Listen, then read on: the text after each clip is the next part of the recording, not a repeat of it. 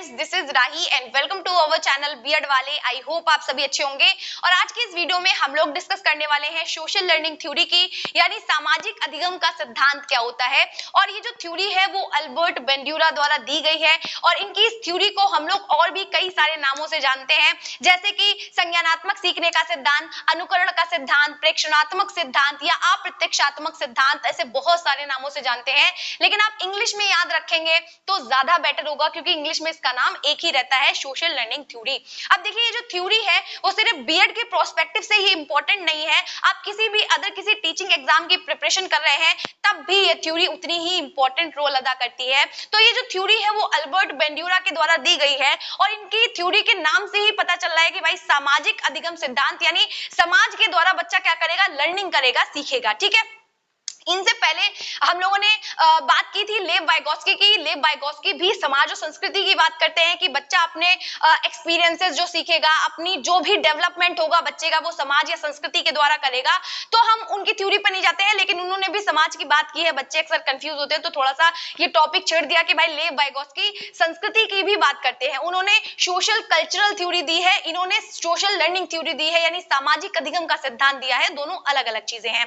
तो इनकी ये जो थ्योरी है उसको हम कई नामों से जानते हैं, ये हम देख चुके हैं। ये व्यवहार की बात करते हैं, ये ऑब्जर्वेशन की बात करते हैं। इनका कहना है कि बच्चा जो है वो हेरिडिटी और एनवायरनमेंट का मिक्सचर है। जाहिर सी बात है, कोई भी ऑर्गेनिज्म। तो ये कहते हैं कि जो सोसाइटी है, जो समाज है, उसका बहुत बड़ा रोल होता है किसी भी बच्चे की पर्सनालिटी को डेवलप करने में। कहने का मतलब ये है कि बच्चा जैसा व्यवहार अपने समाज या अपनी सोसाइटी में होता देखेगा, वैसा ही व्यवहार बच्चा अपना लेगा। इन्होंने एक प्रयोग किया था बोबोडॉल पे, अभी उसको डिस्कस करेंगे। साथ ही में इन्होंने समाज से सीखने की, मतलब बच्चा कैसे सीखता है समाज से, उसकी कुछ स्टेजेस दी हैं और इन्होंने रीइंफोर्समेंट की बात कही है, वो टॉपिक देखेंगे। ये तीनों ही चीजें बहुत ज्यादा मतलब इंपॉर्टेंट होने वाली हैं।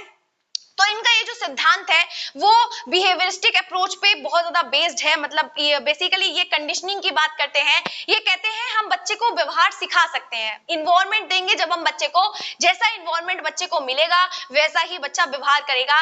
एक फैमिली है जिसका जो माहौल है वो बहुत ज्यादा खराब है, ठीक है भाई, दो फैमिली है, यहाँ इस फैमिली में हमेशा झगड़े होते रहते हैं, तो यहाँ फैमिली में जो बच्चा होगा भाई, वो भी, उसमें भी एंगर इश्यूज पाए जाएंगे, वो भी लड़ाई झगड़े वाला बनेगा। लेकिन अगर दूसरी फैमिली को हम देखें तो यहाँ पे लोग भाई मिलजुल के रहते हैं, एक साथ एक दूसरे के साथ चीजें शेयर करते हैं, तो यहाँ के जो बच्चे होंगे वो भी उसी तरीके के होंगे। तो हम ये क्या देख रहे हैं कि समाज या सोसाइटी का बच्चे पे कितना बड़ा प्रभाव पड़ रहा है। साथ ही में हम कंडीशनिंग भी तो कर सकते हैं ना बच्चे की, भाई बचपन से ही हम बच्चे को ऐसे माहौल में डालें जहां पे चीजें अच्छी हो, ताकि बच्चा अच्छे से ग्रो कर सके। तो ये कहते हैं कि हम बच्चे को व्यवहार सिखा सकते हैं बेसिकली। तो ये किस पे बात करते हैं, ये स्किनर की थ्योरी पे बात करते हैं। और स्किनर कौन है? स्किनर एक व्यवहारवादी है, थॉर्नडाइक है, पावलोव है। इन सब की जो थ्योरी है वो हम लोगों ने डिस्कस की हुई है। अगर आपने नहीं देखी है तो जाके देख सकते हैं, अभी न्यू अपडेट के साथ डिस्कस करना बाकी है, कुछ दिनों बाद आप उस वीडियो को भी देखेंगे। तो यहाँ पे स्किनर की जो थ्योरी है, क्रिया प्रसूत अनुबंधन का सिद्धांत जो है वो स्किनर ने दिया हुआ है,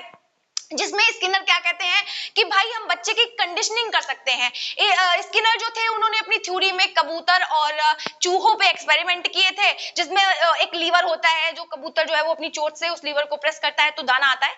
मतलब इनकी थ्योरी पे नहीं जाएंगे ज्यादातर, लेकिन जो स्किनर है उन्होंने क्या कहा है, कंडीशनिंग की बात की है कि हम किसी भी एक चीज से बच्चे के व्यवहार को कनेक्ट करके हम बच्चे को क्या कर सकते हैं, कंट्रोल कर सकते हैं बच्चे के व्यवहार को।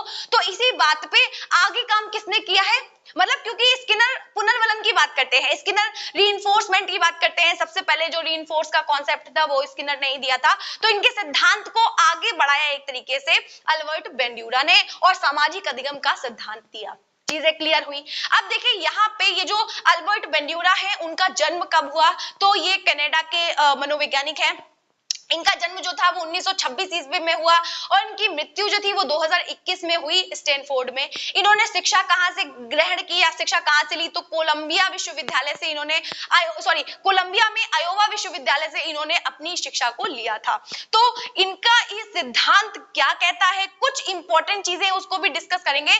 लेकिन मैं हमेशा से ही बोलती हूँ कि मैंने अब तक जो चीजें बोली हैं वो आप एक बार बोर्ड पे भी देख लीजिए, क्योंकि हमारी जितनी भी सेंसेस एक्टिव रहेंगी उतना ही ज्यादा हमें चीजें याद याद होंगी। तो मैंने अभी जो जो बोला है वो मैंने सारा ही यहाँ पे लिख दिया है। तो चलिए एक बार देख लेते हैं, जैसे नहीं देख लेते हैं। तो यहाँ पे मैंने बात की है कि इनका जो सामाजिक अधिगम का सिद्धांत है उसको हम इंग्लिश में सोशल लर्निंग थ्योरी बोल रहे हैं। इनका जन्म कनाडा में हुआ है, 1926 ईस्वी में इनका जन्म हुआ था। 2021 में इनकी मृत्यु हो गई थी स्टैनफोर्ड में। साथ ही में शिक्षा इन्होंने कोलंबिया से, आयोवा विश्वविद्यालय से ली थी। और ये स्किनर के सिद्धांत को आगे बढ़ाते हैं, ये व्यवहार की बात करते हैं, ये ऑब्जर्वेशन की बात करते हैं, ये इमिटेशन की बात करते हैं कि बच्चा अपने समाज, अपनी सोसाइटी में अनुकरण करेगा, अवलोकन करेगा। तो ये क्या कहते हैं कि हम बच्चे को व्यवहार सिखा सकते हैं, बच्चे की कंडीशनिंग कर सकते हैं। चीजें क्लियर हुई होंगी। अब एक कॉन्सेप्ट है पुनर्वलन का। अभी मैं जो कुछ भी डिस्कस करने वाली हूँ, वीडियो में बने रहिएगा, बहुत ही ज्यादा इंपॉर्टेंट टॉपिक अब मैं डिस्कस करने वाली हूँ। तो इन्होंने बात की है पुनर्वलन की। अब पुनर्वलन क्या होता है? पुनर्वलन को हम लोग इंग्लिश में रीइंफोर्समेंट कहते हैं, जो कि दो प्रकार का होता है, एक तो पॉजिटिव और एक नेगेटिव। जब बच्चे को पॉजिटिव पुनर्वलन मिलेगा, यानी पॉजिटिव रीइंफोर्समेंट मिलेगा, तो बच्चा उस काम को और आगे करना चाहेगा। जब बच्चे को नेगेटिव रीइंफोर्समेंट मिलता है, यानी नकारात्मक पुनर्वलन मिलता है, तब बच्चा उस काम को करना नहीं चाहता है। फॉर एग्जाम्पल, एक घर है, एक घर में क्या होता है कि बच्चा अपने से बड़ों पे हाथ उठाता है, तो उसकी जो मदर है वो और ज्यादा उसे प्रोत्साहित करती है कि अरे बेटा, हमारा बेटा मार लेता है ना। भाई कई परिवारों में होता है कि छोटे पे ही बच्चों से कहा जाता है अरे अरे मार रहा है कोई बात नहीं, तो बच्चा 2-3 लोगों के और मारता है इस खुशी में। क्यों? क्योंकि बच्चे को रीइंफोर्स किया गया है, पॉजिटिव उसे मिला है रीइंफोर्समेंट। तो इसीलिए बच्चा क्या कर रहा है, और ज्यादा मारने की कोशिश कर रहा है, और धीरे धीरे समय के साथ ये चीजें बढ़ जाती हैं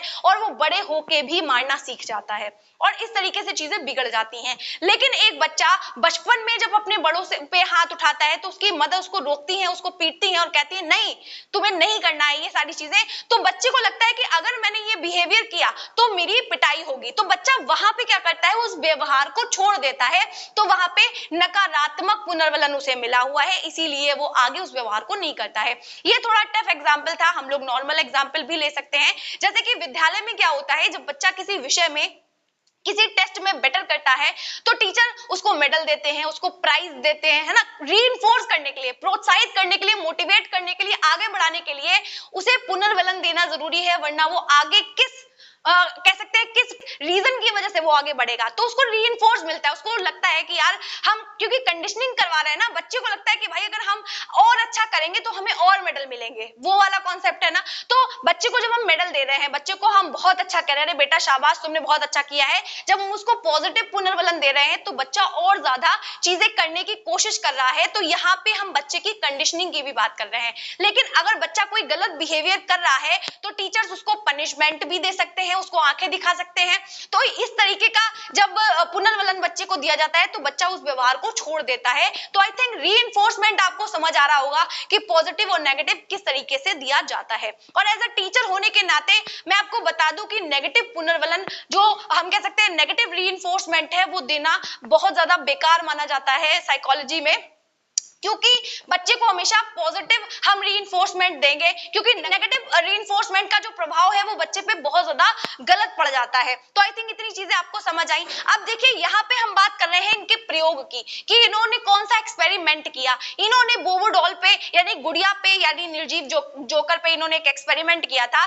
इसमें इन्होंने क्या किया कि, तो इन्होंने एक गुड़िया ली थी जिसपे पंच मारो तो वो दोबारा से उठ जाती है। तो बेसिकली इन्होंने एक क्लिप ली, और क्लिप इन द सेंस एक वीडियो ली, जिसमें इन्होंने, उस वीडियो में था क्या, उस वीडियो में एक गुड़िया को एक बच्चा बहुत बुरी तरीके से पीट रहा था। ठीक है, ये क्लिप इन्होंने क्या किया, कुछ ग्रुप के बच्चों को दिखाई, मतलब कुछ ग्रुप में बच्चे ले लिए, मतलब 6-7 बच्चे 3 जगह ले लिए। तो सबसे पहला ग्रुप इन्होंने चुना, दूसरा ग्रुप चुना और तीसरा ग्रुप चुना। यहाँ पे लगभग 6-7 बच्चे थे, यहाँ पे 6-7 बच्चे थे, और यहाँ पे 6-7 बच्चे थे। तो ये जो क्लिप थी वो इन तीनों ग्रुप के बच्चों को दिखाई गई। ठीक है, तो सबसे पहले ग्रुप के जो बच्चे थे भाई, उनको ये वीडियो दिखाई गई। उसके बाद में उनको एक रूम में छोड़ दिया गया, ऐसे ही इधर वाले बच्चों को एक रूम में छोड़ा गया, और ऐसे ही इधर वाले रूम में बच्चों को छोड़ा गया। क्लियर है? अब पहले वाले ग्रुप के जो बच्चे थे, उन्होंने कैसा व्यवहार किया, उन्होंने व्यवहार किया, उस गुड़िया को मारना शुरू कर दिया। ठीक है, उस गुड़िया को मारना शुरू कर दिया। तो यहाँ पे इनको रीइंफोर्स कैसा मिला, पॉजिटिव मिला। मतलब जब ये जो क्लिप चलाई गई भैया, ये जो क्लिप दिखाई गई थी पहले ग्रुप के बच्चों को, उनको जब कमरे में छोड़ा गया गुड़िया के साथ में, तो इस ग्रुप के बच्चों ने गुड़िया को मारना शुरू कर दिया और इनको पॉजिटिव रीइंफोर्समेंट दिया गया कि हाँ भाई और मारो और मारो, ठीक है। दूसरे वाला ग्रुप को जब कमरे में छोड़ा गया तो दूसरे वाले ग्रुप ने भी मारना शुरू कर दिया, लेकिन यहाँ वाले बच्चे को नकारात्मक यानी नेगेटिव रीइंफोर्समेंट दिया गया। मतलब जब बच्चे ने गुड़िया को मारा तो बच्चे की पिटाई हुई, और यहाँ पे जो तीसरे ग्रुप के बच्चे थे उनको जब कमरे में रखा गया तो यहाँ वाले बच्चों को कोई रीइंफोर्समेंट नहीं मिला, ना तो नकारात्मक और ना ही सकारात्मक। तो अब आगे का क्या प्रोसेस रहा, तो जब तीनों ग्रुप के बच्चे थे, एक को पॉजिटिव रीइंफोर्समेंट दिया गया जब उसने गुड़िया को मारा, भाई बच्चों ने अंदर जाके गुड़िया को मारा तो उनको पॉजिटिव रीइंफोर्समेंट मिला। अगले ग्रुप के बच्चों में नेगेटिव रीइंफोर्समेंट मिला। थर्ड ग्रुप के बच्चों को ना तो पॉजिटिव मिला ना तो नेगेटिव मिला। अगली बार में मतलब एक बार फिर से इन बच्चों को दूसरे कमरों में रखा गया। दूसरे कमरों में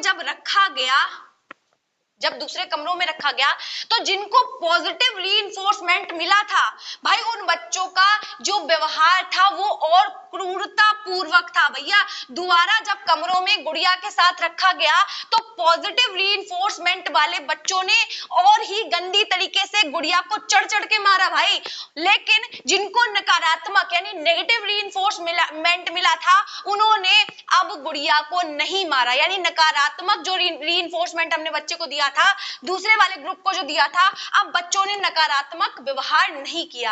अब जो तीसरे ग्रुप के बच्चे थे उन बच्चों ने भी नकारात्मक व्यवहार नहीं किया, ठीक है। तो तीनों ग्रुप के बच्चे थे। एक क्लिप दिखाई गई थी जिसमें एक बच्चा गुड़िया को पीट रहा था। हमने जब पहले कुछ ग्रुप में बच्चों को बांट लिया, मतलब यहाँ 5 बच्चे, यहाँ 5 बच्चे, यहाँ 5 बच्चे, तो बच्चों को हमने गुड़िया के साथ में रखा तीनों कमरों में। अब पहले ग्रुप के जो बच्चे थे उसे हमने क्या किया, पॉजिटिव रीइंफोर्समेंट दिया। सेकेंड ग्रुप के बच्चों को नेगेटिव रीइंफोर्समेंट दिया, और थर्ड ग्रुप के बच्चे को हमने ना तो नेगेटिव रीइंफोर्समेंट दिया ना तो पॉजिटिव रीइंफोर्समेंट दिया। फिर हमने दोबारा से इनको कमरों में रखा डॉल के साथ में। तो जो पॉजिटिव रीइंफोर्समेंट वाले बच्चे थे उन्होंने भैया बहुत ज्यादा क्रूरतापूर्वक व्यवहार किया, बहुत ज्यादा एग्रेसिव होकर गुड़िया को पीटा। लेकिन जो नकारात्मक रीइंफोर्समेंट वाले बच्चे थे उन्होंने अपना व्यवहार चेंज किया और उन्होंने अच्छा व्यवहार किया गुड़िया के साथ में। लेकिन जिनको ना तो पॉजिटिव और ना ही नेगेटिव रीइंफोर्समेंट मिला था उन्होंने भी नॉर्मल बिहेव किया। चीजें क्लियर हुई? आई थिंक आपको चीजें क्लियर हुई होंगी। अभी नहीं समझ में आता तो बताइएगा। तो कुल मिला के यहाँ पे ये बात निकल के आती है, जब बच्चे को नेगेटिव जो भी चीजें हैं वो बहुत ज्यादा अट्रैक्ट करेंगी, नेगेटिव उनको रीइंफोर्समेंट मिलेगा, नेगेटिव व्यवहार के लिए उनको टोका जाएगा, तब हम क्या करेंगे, भाई हम अच्छे और बेहतर इंसान कैसे बन गए, क्योंकि बचपन में हमने कुछ गलतियां की उसके लिए हमें पीटा गया, तो हमने उन गलत चीजों को छोड़ दिया। हमें कैसे पता कि सिगरेट पीना गलत बात है, हमें कैसे पता कि झूठ बोलना गलत बात है, क्योंकि इन सारी चीजों के लिए हमें पीटा गया है, हमारी कंडीशनिंग करवा दी गई है कि भाई अगर कोई झूठ बोलता है या कोई कुछ गलत बात करता है या कोई गालियां देता है तो हमें गलत लगता है। क्यों? क्योंकि हमारी कंडीशनिंग की गई है। तब हमारी मतलब अगर हमने कभी दी होगी तो हमारी पिटाई की गई होगी, तो हमने वो अपना जो नकारात्मक व्यवहार है वो छोड़ दिया और अच्छी अच्छी बातों को समझना या सीखना शुरू कर दिया, क्योंकि उन सारी चीजों के लिए ही हमें मोटिवेट किया गया था, हमें पुनर्बलन दिया गया था, हमें रीइंफोर्समेंट मिला था। चीजें क्लियर हुई यहाँ पे?